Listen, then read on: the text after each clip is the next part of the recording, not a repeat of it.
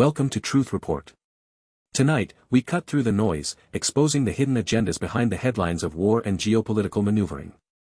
We're digging deep into the shifts of global power, from the East China Sea to the volatile heart of the Middle East, and the simmering conflicts often ignored by the mainstream. Indeed, Alex. We'll analyze the emerging defense pacts, the shadowy deals shaping regional security, and the tragic human cost of resource wars in forgotten corners of the world. Our mission, as always, is to connect the dots the corporate media deliberately leaves scattered, revealing the true beneficiaries and the silent victims. Let's start in Asia, where a significant realignment is underway. The Diplomat reports on Japan's frigate diplomacy, highlighting Tokyo's push to become a key democratic partner for Taiwan's defense industry. This isn't just about shipbuilding, it's a strategic pivot, an open challenge to Beijing's regional dominance, masquerading as mere economic cooperation. This frigate diplomacy signifies a profound shift, Alex.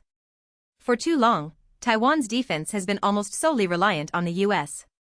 Japan stepping in creates a dual-pillar defense strategy, diversifying supply chains and potentially enhancing interoperability.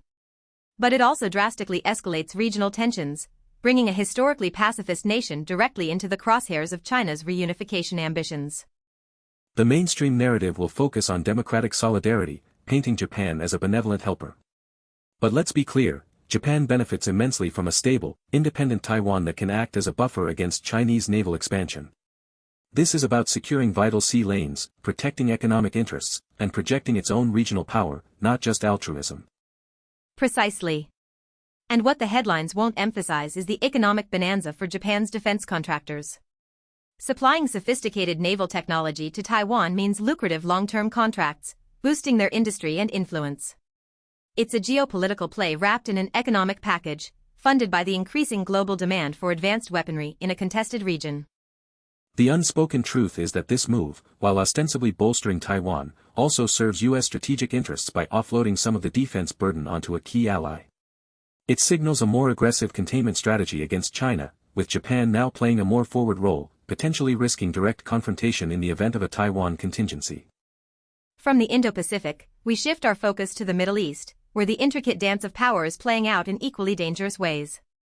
Middle East, I've reported a troubling claim. Israel is to retain freedom of action in Lebanon under an emerging US-Iran deal. This phrase, freedom of action, should send shivers down any observer's spine. Freedom of action is a euphemism for carte blanche to conduct military operations, including potential strikes, on sovereign Lebanese territory. This isn't about de-escalation, it's about institutionalizing Israel's ability to act unilaterally, even as the U.S. attempts to broker a broader regional stability pact with Iran.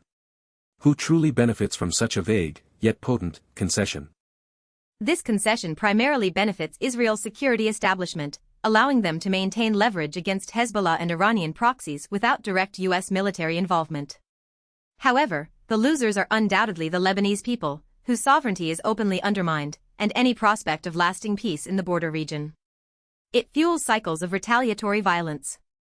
What the mainstream media often fails to interrogate is the nature of these deals. Is it truly a US-Iran deal, or is it a framework that tacitly endorses existing power imbalances and military prerogatives? Granting freedom of action to one party while seeking diplomatic solutions with another seems contradictory, suggesting deeper, unstated objectives. It certainly does, Alex. And it aligns with another Middle East I report. Republican hawks attack Trump's emerging Iran deal as a nightmare for Israel.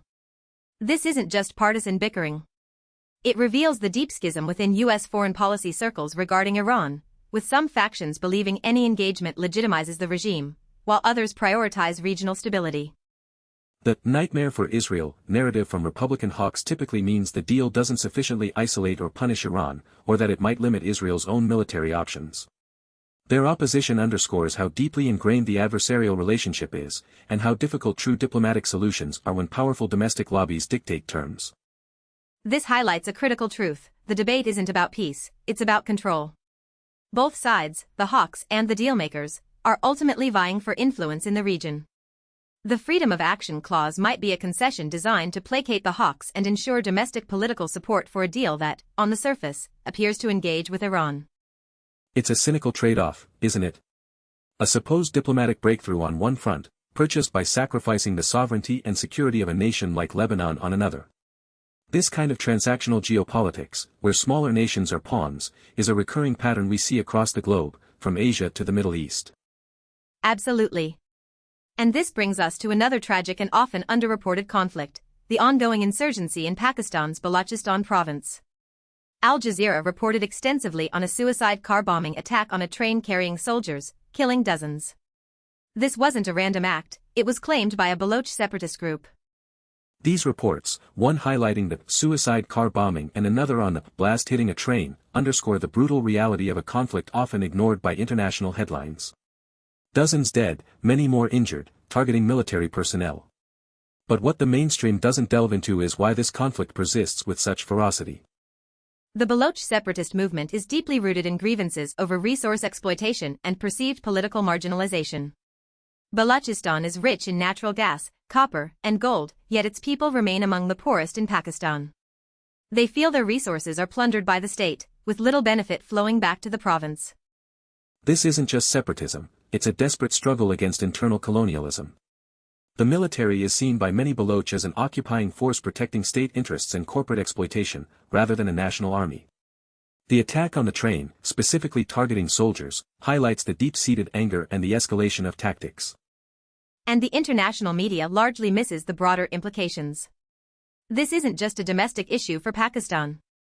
Balochistan is a critical region for China's Belt and Road Initiative, specifically the China-Pakistan Economic Corridor, CPEC. Instability here directly threatens Chinese infrastructure investments and regional power projection. So, these attacks are also a message to Beijing. The Baloch separatists see CPEC as further entrenching their exploitation, not as a development opportunity. The silence from major international powers about the human rights abuses and resource conflicts in Balochistan is deafening, perhaps because it complicates their own strategic alignment with Pakistan or China. Connecting these stories, Alex, we see a clear pattern: the pursuit of power and resources, often at the expense of local populations. Japan's frigate diplomacy protects its economic future and regional influence, while increasing tensions. The US-Iran deal protects American interests, but potentially greenlights Israeli actions that destabilize Lebanon. And in Pakistan, the Baloch people suffer the consequences of a state extracting their resources, with international powers looking the other way because their own geopolitical and economic interests are at stake. These aren't isolated incidents, they are symptoms of a global system where profit and power eclipse human dignity and national sovereignty. The mainstream media often presents these conflicts as complex, intractable problems, or focuses on the immediate violence without the underlying causes. But when you strip away the layers, you find a consistent narrative: powerful actors making deals and exerting influence to secure resources and strategic advantage, with the vulnerable paying the price. The truth is uncomfortable, but it's essential. From the South China Sea to the Middle East and South Asia, the chessboard is constantly shifting. Nations are being armed, deals are being struck, and people are being sacrificed, all to maintain or challenge existing power structures. Our call to action tonight is simple but profound: question everything.